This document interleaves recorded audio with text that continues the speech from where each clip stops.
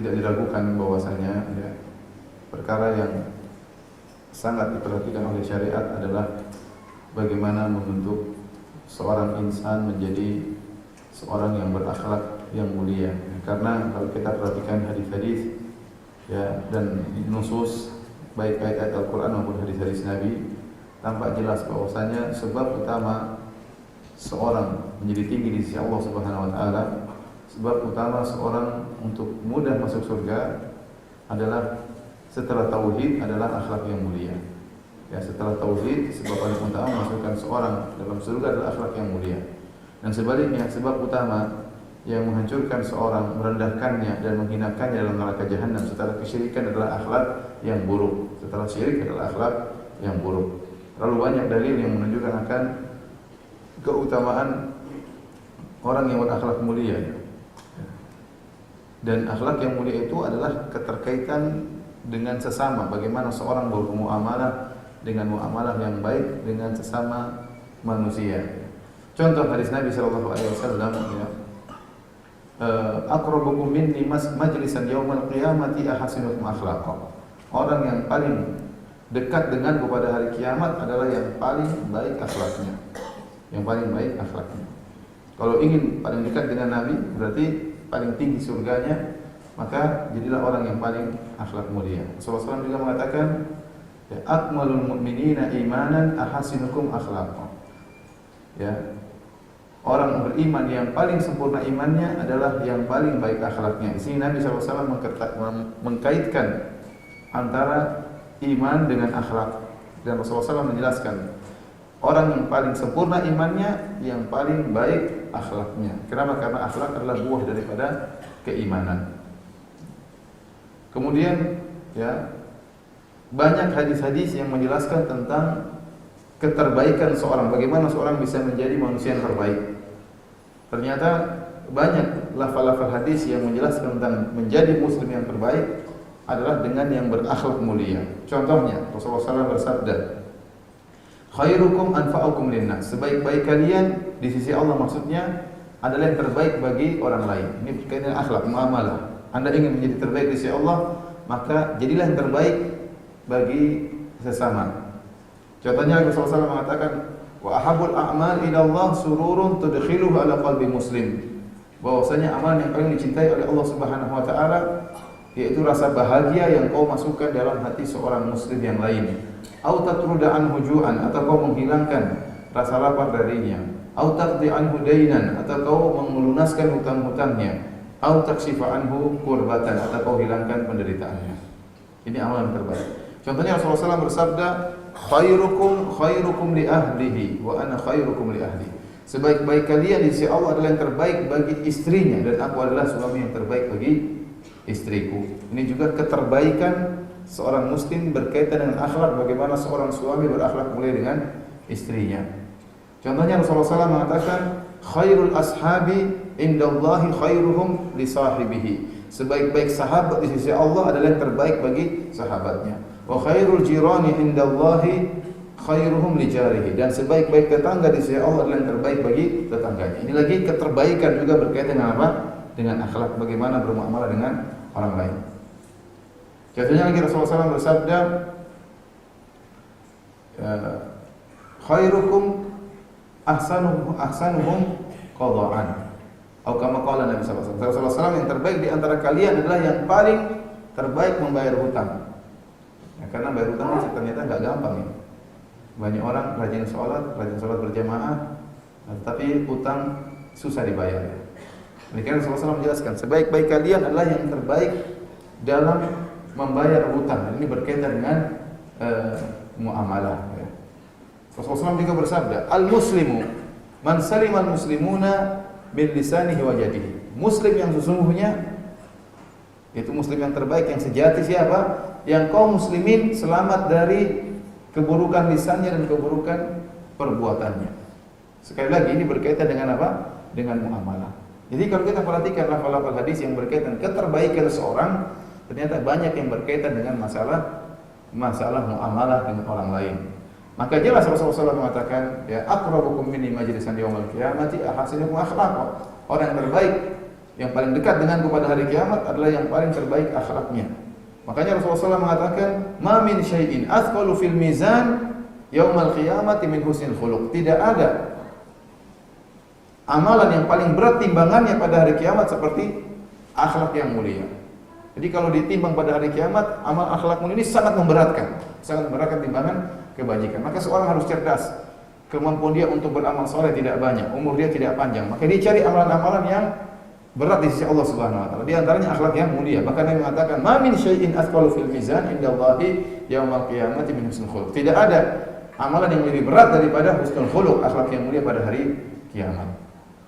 Rasulullah SAW juga bersabda, "Innar rajula la yudriku bi husni khuluqihi darajata sha'imil qa'im." Sungguhnya seorang dengan akhlaknya yang mulia, maka dia akan bisa mencapai derajat orang yang rajin puasa sunnah dan sholat malam. Mungkin ada seorang tidak rajin sholat sunnah, tidak rajin sholat malam, tidak rajin puasa sunnah, namun dia berakhlak mulia. Dengan akhlak yang mulia ini, dia bisa mencapai derajat orang yang rajin puasa sunnah dan rajin sholat malam.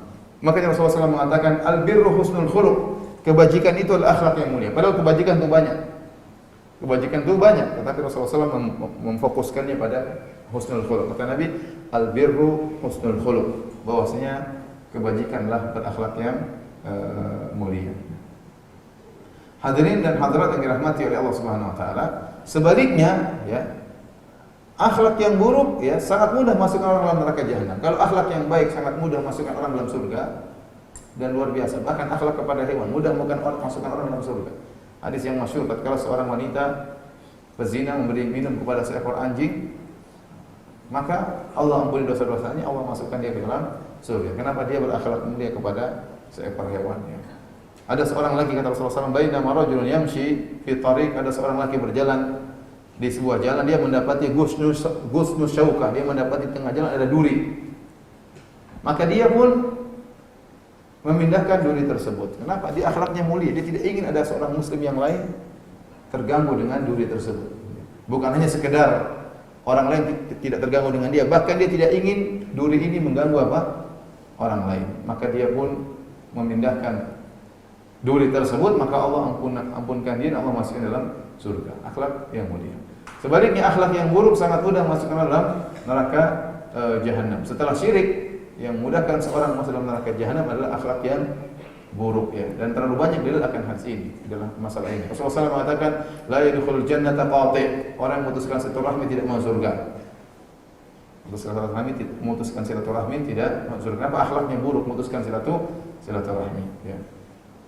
Kemudian misalnya juga Rasulullah SAW menjelaskan bahwasanya di antara azab kubur yang sering menimpa manusia disebabkan karena namimah, mengadu domba di antara ya kaum muslimin.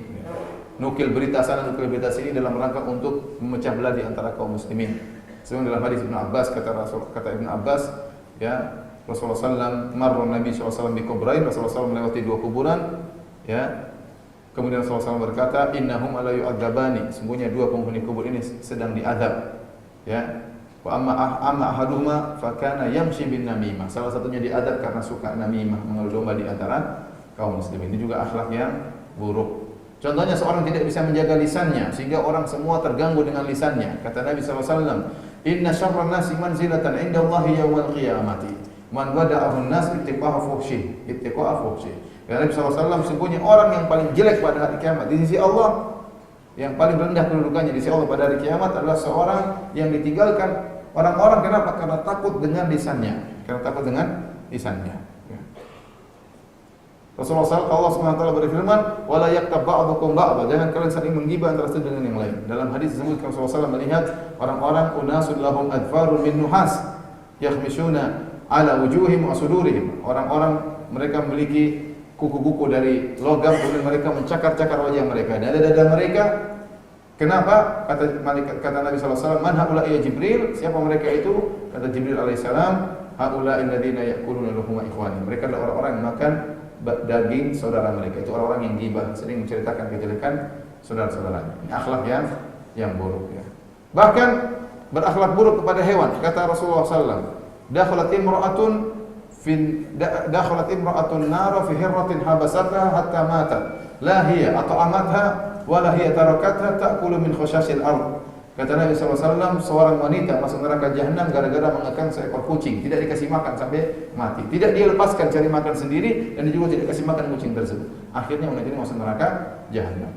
Kenapa? Gara-gara akhlak yang buruk bahkan terhadap hewan, muamalah yang buruk. Rasulullah SAW juga menyebutkan, dzukira oleh Nabi SAW anna fulana, disebutkan kepada Nabi tentang seorang wanita, ya, tasumul lail wa tasumun nahar wa taqumul lail, senantiasa salat malam, senantiasa puasa sunnah, wa tatasaddaq, senantiasa bersedekah, wa fi lisaniha syai'un tu'dhi jiranha, akan tapi lisannya sering mengganggu tetangganya, tidak bisa jaga lisannya, menyakiti hati tetangganya. Ini bukan dengan pukulan, bukan dengan tendangan, ya, tapi dengan lisan mengganggu tetangganya. Kata Nabi SAW, la khaira fiha hiya finnar. Tidak ada kebaikan bagi wanita seperti ini, meskipun salat malam, meskipun puasa sunnah, tapi suka ganggu tetangganya. Kata Rasulullah SAW, dia di neraka jahanam. Jadi maksud saya, hadirin dan hadirat alhamdulillah sekalian, ini sebagai mukaddimah, ya, bahwasanya akhlak yang mulia adalah akhlak yang sangat penting. Dan kenapa sering terjadi perpecahan di antara kaum muslimin, sering terjadi pertikaian di antara ikhwan atau pertikaian di antara ibu-ibu, ya. Kenapa? Karena masalah akhlak. Ya. Padahal akhlak yang mulia sangat penting. Lihat betapa banyak pahala-pahala yang besar gara-gara akhlak yang mulia. Sederhana, meredam amarah.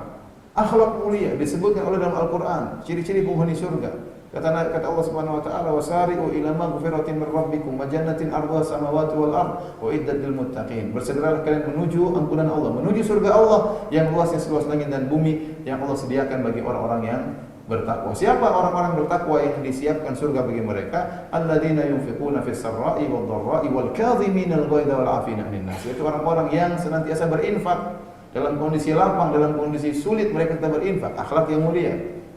Kemudian wal kadhiminal ghaidh, orang-orang yang meredam amarah. Anda kira meredam amarah itu akhlak yang rendah? Tidak, itu akhlak mulia di sisi Allah sangat tinggi. Orang meredam amarah dijamin surga oleh Allah Subhanahu wa taala. Wal 'afina 'anil nas, memaafkan orang lain yang bersalah kepadanya.